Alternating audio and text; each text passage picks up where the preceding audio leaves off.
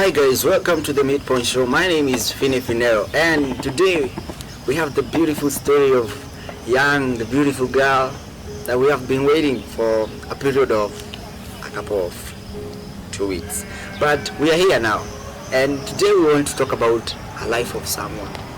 You know, you can go through you can face hard challenges in life, but there is always someone who can give you a motivation that can transform your life. And today we have Bernice on stage. And welcome, Bernice.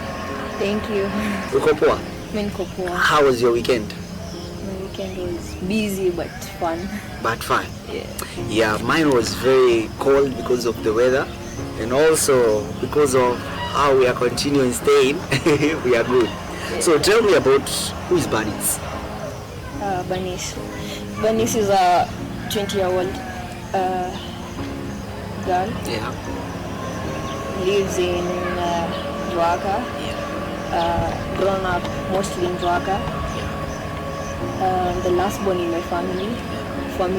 My family were raised by a single mom. Yeah. And I love music, I love writing, I love talking to people. Yeah, pretty much everything about me is socialization. Yeah. Oh, tell me, you have told me you have been brought up by a single mother. Yeah. How do you feel being brought up by not having a father figure in your life? Well, for me, I think everyone, you just adapt to your normality.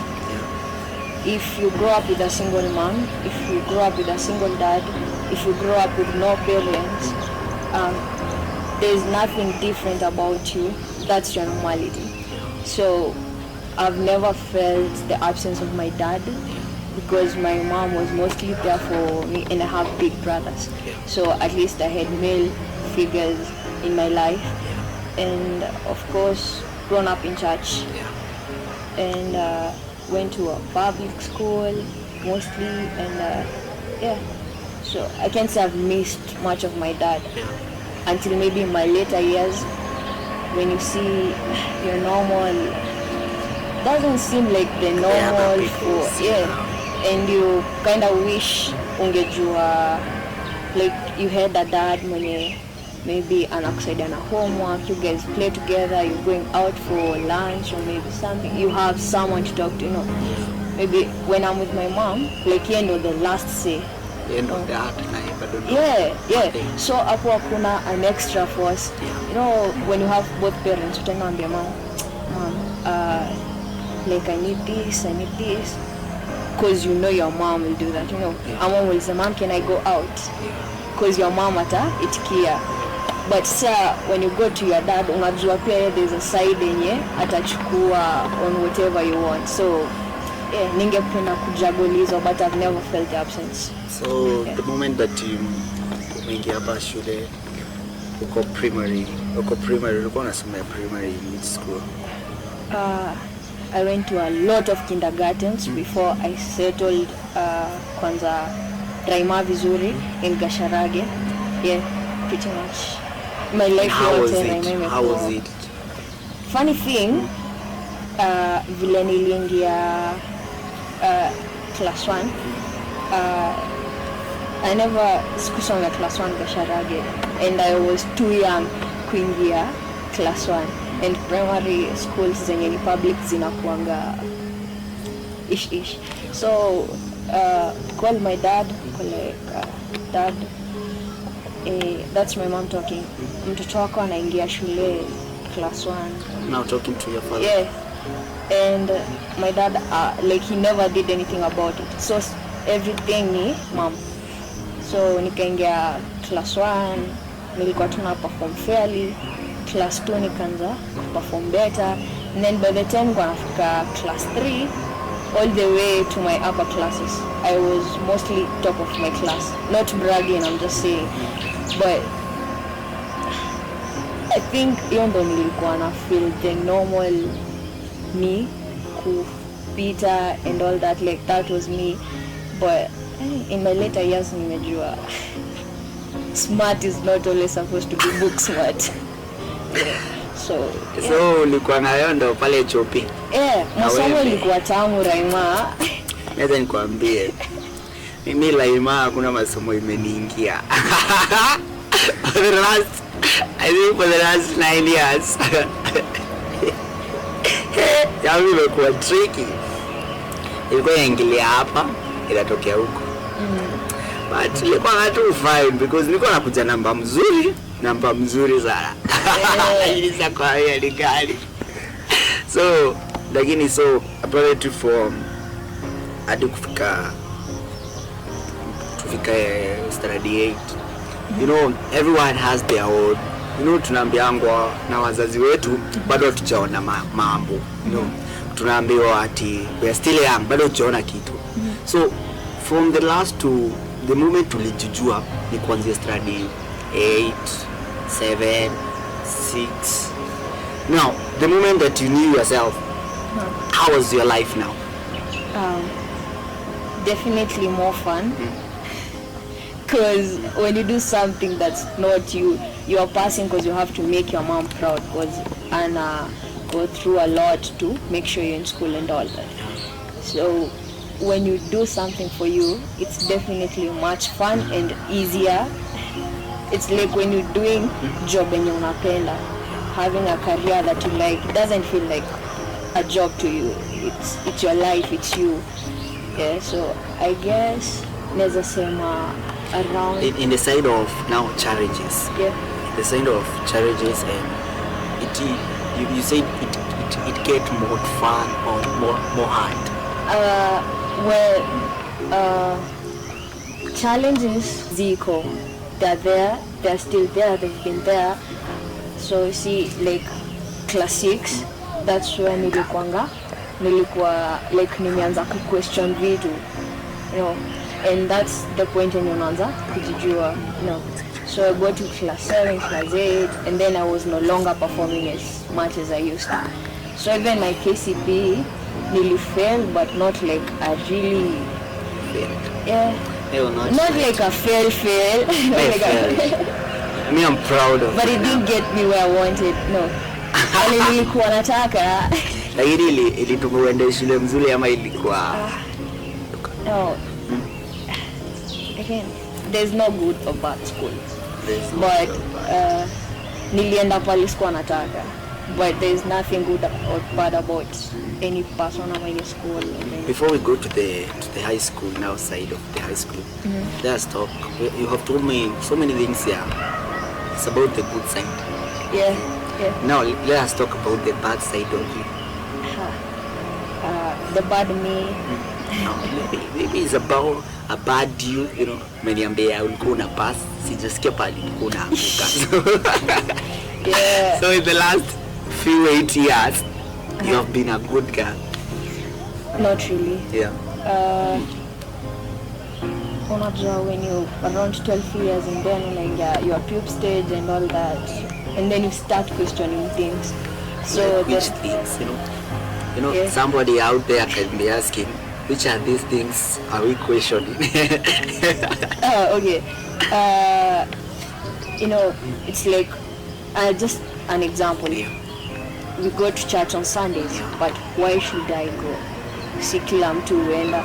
So ikifika point unauliza hiyo and then pero wako atakuwa like, damn, simukulelea kwa church, like you're supposed to be doing that, you know. It's a culture. Yeah, like unafaa kufollow something. So but I think Raima yangu sikuwa na mashida sana, but me nilianza question. I would lead strikes, I would, but I didn't, but I can because you need to speak out, you know. And that is in high school, primary. No, I'm just giving an example. Like me, say I love speaking out about Kenya ina happen, you know. Maybe moda atakuja aniambie kitu, you know, like mbona unaniambia hivyo? Just because you older than me doesn't mean you are always right, you know. Yeah. And wase wengi wananga guts, you know. Yeah. So I think Raima yangu haikuanga na mashida mingi hivyo, but obviously in my puberty stage nilikuwa nimeanza school doesn't feel more important, and then you're here with relationships and Now, what was important if school was not important? I never said school is not important. I'm just saying school was not that important. And now, what was that important? Well, other things, nilikuwa nishaanza kuscribble out, maybe naanza kuandika. So, yeah, kuandika, kufanya mashairi ya kufoka. That's rap. Hajashika kitu hapo. Yeah. So nili find other things to do other than just kusoma. So Banis, tumeachia wapi story? Tumefika class 8. Tumefika class 8 sasa. Yeah. And then now the meanza ku grow, and then you learning that unaweza maneuver anything from anything, and you can maneuver anything, like you can change anything, like you just don't have to do something because someone else is doing it. Yeah, or something, ni tradition or the culture or whatever, That was the side of the church now, where you said, as in, why do I go to church? You see? Yeah, that was just an example. Yeah, I love church. So, in my class 8, I didn't perform as well as I expected. So my mom had to like find shule yenye yeye ata afford, and of course watu hawapendi shule za Nairobi. So nilirushwa Kinangop, shule inaitwa Heni, and then nikaanza kusoma huko. It was a day boarding mixed school. And that place is very cold. So the 4th day nilikuwa shule, I was already in trouble. So but it was not my fault. But kila mtu sema it was never your fault. Like ukisema kitu it's not your fault. No, it wasn't. Wachani kufe story. See, there was your shule ilikuwa inapea like the captains. They had a lot of power. Like mtu ange kuslap and you wouldn't say nothing about it. So I remember now that day usiku tulikuwa tu kwa cube yetu, we talking, wengine wanasoma Bible, wanasoma vitabu, and then now the dorm captain akakuja akazima light, akasema you guys go to sleep. And it wasn't even like that late. Or even if it was late, I mean, mbona uzimia watu stima, si wanajua wanafaa kuzima. So akuja akazima. When she said that, cube mates wangu wote they just got into bed wakalala. So mimi nikauliza mbona unazimia stima, like tunasoma. The others didn't talk. So mimi nikaenda like when nikarush kwa washroom, and then nikarudi nikaambiwa na bedmate wangu captain anakuita. So mimi kuenda ako like mimi hadi sitaongea na wewe, I'll just talk to you tomorrow. So mimi nikiamka msi ako hapo amesimama ako like kwa umelala hapo siku yote. Like unaweza shindwa tu, unaamka unapata msee hapo. And then akaniambia I was rude to her, and like nilikwambia tu tunasoma. It's like you don't have to question anything about. So to like cut the long story short, that whole day now, that was like my 4th day. Huyo captain alikuwa na stress sana cause form 1 alimuongelesha vibaya. She was even saying I was bullying her, nilikuwa nataka kumpiga, and I'm only a form 1. Kwa hiyo unakaje sasa? Oh, like I've never changed, niko tu hivi the way I've been. So nikaitwa na dorm. I don't know, like when wanasimamilia dorm, the teachers and all wakaniongelesha like we don't condone this behavior, our prefects, blah blah blah. And then a week, 2 weeks tukaenda midterm. So going home, tukirudi tunaambiwa you guys mlikuwa mna dance kwa gari, you are drinking. Like what? Like hizi vitu zote hadi mlikuwa mnajulia wapi? I was like half for the journey, nilikuwa most of it I was asleep. So nafika shule, other story. Unajua tu, and it's not a lie, mtu yoyote mwenye ametoka na